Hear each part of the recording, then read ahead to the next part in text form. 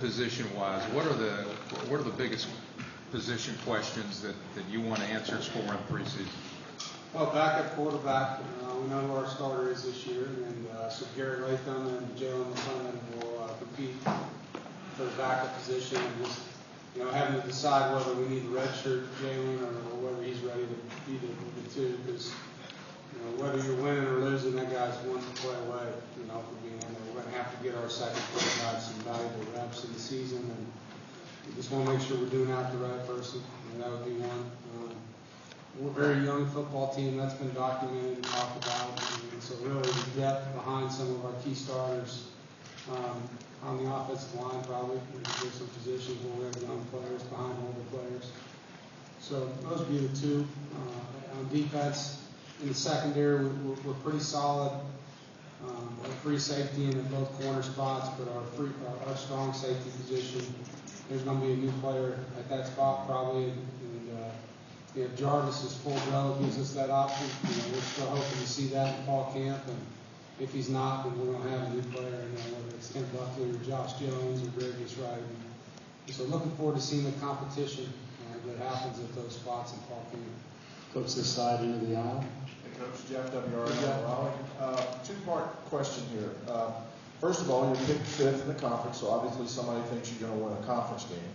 And number two, thanks. The guy. I doubt you go over and finish fifth in the conference. Okay. So, talk about the guys yesterday were talking about the leadership of Jacoby and what he brings and how he can really spin the football. Well, it starts with how you were blessed, and Jacoby's a gifted player. And he's blessed with size and ability. He's a driven player, which is how he was raised. I think he's a very determined young man. He's one of those guys that shows up to work. He's very, very competitive. He's very hard on himself. He doesn't ask people to do things that he's not doing himself. And I think players respect that about him. And he wants to win, and it's personal. And so he's got to go do it. We've got to get players around him to help him and all those things. But he has the skill set and the intangibles that we look for when we recruit that position. Coach, right side here. Coach Ken Beck, WXI, local NBC here. Following up somewhat on Jeff's question yesterday, Tony Creasy, and I'm paraphrasing, but he said, look, we won 3 games last year. We have nowhere to go but up. But he said he feels comfortable that you guys have turned the corner, and a big reason for that is Jacoby. Would you agree? Well, yeah, I think the championship teams and the winning teams I've been on, you've had a quarterback that you look to and know that he can make the plays, that you're building around a guy that you're not trying to hide things and protect him from things. He can do whatever you want him to do. And I feel like we're close to being there with our quarterback. I don't want to put too much on him. I think he hasn't played a lot of college football. He's a great high school player. He's a champion in 2 sports. He played as a true freshman on a good football team in the SEC.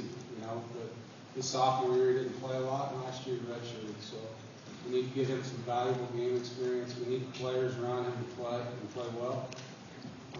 And I do see what Tony sees. He sees a great leader that can really throw the football at that spot. And look, NC State's the only school in the country that can say they have 3 players starting an NFL quarterback. So our players and our fans are used to seeing an NFL quarterback. We've been very spoiled and blessed both, right, to have that kind of situation at quarterback. And they know that Jacoby is a talented guy, and we didn't have that last year. We had great kids playing as hard as they could, but they weren't NFL guys. Jacoby have that kind of ceiling? Potentially, I think he does. I guarantee you he would tell you he does. He's got to go do it. I think that's the biggest thing. He has the ability to be that good. Coach, left side, front row. Coach, Trevor Bell, 252 ESPN Radio. I want to talk to you about a kid named Braylon Cherry who is from my hometown. I'm just wondering what kind of role he might be getting this year. Braylon was coming on for us last year as a returner, and then had a pretty severe hamstring injury towards the end of the year. He graduated high school early and had a pretty good spring. The first spring he was on campus. This spring he's a little bit up and down. And if we can get Braylon just be consistent, he is a good football player. Doesn't say a lot, just shows up and works every day, and could be a good contributor for us. he can stay healthy and be consistent. Right side of the room, Coach. Coach Jim Connors, Time Warner Cable News. Hey, Jim. Hey, you know, as a coach, you have to project positive, and you can't show any chink in the armor.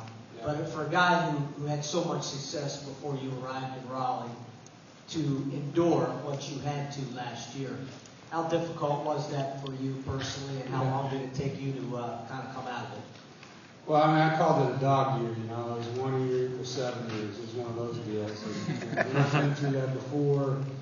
It's been a while. Our first year coaching at the University of Kansas, we won 1 game, and we didn't lose gracefully. You know, we got stomped, you know, and that was a long year. And last year was a long year. And it's almost worse when you're in a bunch of games and losing because you know you're that close. And you know, I think there's nothing I would do differently coming out of that season. I needed that. I think our players needed that. It's a reality check. It humbles you. It makes you tougher. It makes you grow together. It was not fun. I do not want to do it again, but I definitely know that we're a better team for it.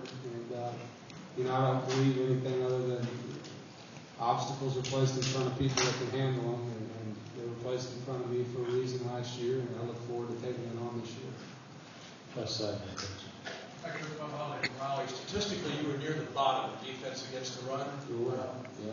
You were in the middle running the football, but there were games where the feeling was that running was a problem. Do you feel like you'll be more consistent running the ball and above all improved to stop it?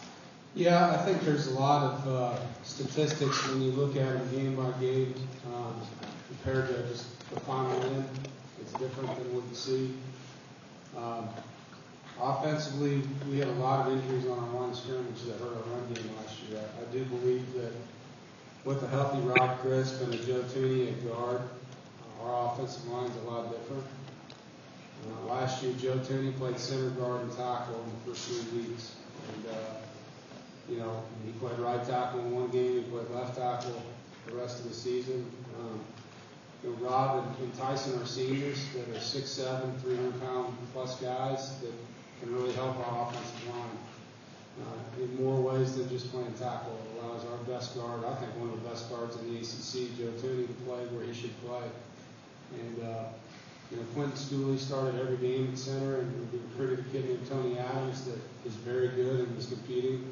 One of those 2 guys can slide to guard and compete with Alex Barr. I think we're more competitive and better than we were a year ago at that position group. And that's the position that makes the world go around when we talk about scoring points. So if our O-line can stay healthy and we can develop some youth, that would be key to our run game. You know, defensively, you know, a little bit of the same. You know, we lost Cato Bishop. He was our best defensive lineman against the run in the Clemson game. We lost Jarvis Bird, who was our best tackle and safety and had to move. Dante, who was our best corner, front corner, 2 safety. Those changes hurt our defensive structure quite a bit. And, you know, we have great depth on our defensive line right now. I think that's going to help our football team a lot this year in the run league. Coach right here in the front. Coach Dan Tortora, Broadcast Media. How are you? You talked a little bit about the quarterback position, but on the other side of it, Bryan Underwood and the rest of your receiving core, what have you seen from them through the spring and heading into the fall now? Well, we played 5 true freshmen last year at receiver, and you know, again, Rashard Smith was in and out with a knee injury. Underwood was out. He was our most explosive player, and we lost him halfway through the year. And so I think Bryan grew a lot. Losing the game teaches you the value of the importance of respecting the game while you're playing it, I think. And I know our young receivers are better now than they were 12 months ago. So I'm excited about the growth we've had at that group. We need some guys to step up. I mean, we need Ramos and Valdez to play bigger, to play a lot more aggressive football than they did a year ago. I think Bo Hines has really helped that group because he's not afraid of those guys and he'll run right past them. And we've recruited 2 other guys that, you know, Maurice Carl from Southern Durham High School and Stephon Lewis from Palm Beach Lakes High School that are both going to be good receivers too. And I wouldn't be surprised to see them play. There's good competition. And to me, that's the biggest difference in NC State football right now compared to last year. Last year there wasn't competition. There was just guys with nobody behind them to beat them out, and there wasn't a lot of pressure on them to be great at practice because they knew the guy behind them wasn't better than them. That does not exist anymore in our lineup. We have guys that can take jobs from people if you're lazy, and that will make us a better football team. Coach, still deciding on. Hi, Coach. Morgan Evans from Time Warner Cable Sports Channel. Morning. What are your thoughts on taking on Syracuse this season? As opposed to anybody else, or excited to play Syracuse just like everyone else on the schedule. I mean, every game we play, we look at that team as our opponent that we have to beat. Like they're the most important team on the schedule at that particular week. They're no different. Questions or Coach Stewart? Yeah, hey Coach, Mark with ABC 11 in Raleigh. You kind of touched on it there. It seemed at times last year like you were taking a pop gun into a machine gun fight in some of these games. How far away are you from the necessary talent to have the kind of team you want? And you're obviously getting closer. Yeah, I think, we signed 31 players this year. 11 of them came in early.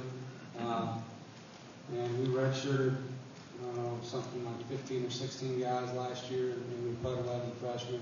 So there's 51 players that are some form of freshman, redshirted true freshman, and some sort of sophomore. And, when one more class, we'll sign 20 to 25 in this class. You look at that, you'll say there's 75 players that I recruited. And the guys that are seniors at that time that I did recruit will have been with me for 3 years, so they're like my guys. And I think it takes a couple of recruiting classes to really feel good about the depth of your program. I think you can win earlier than that, don't get me wrong. But to have the competitive depth through your systems that you like to run, it takes you 2 to 3 years of recruiting to create that competitive edge that you want in your program.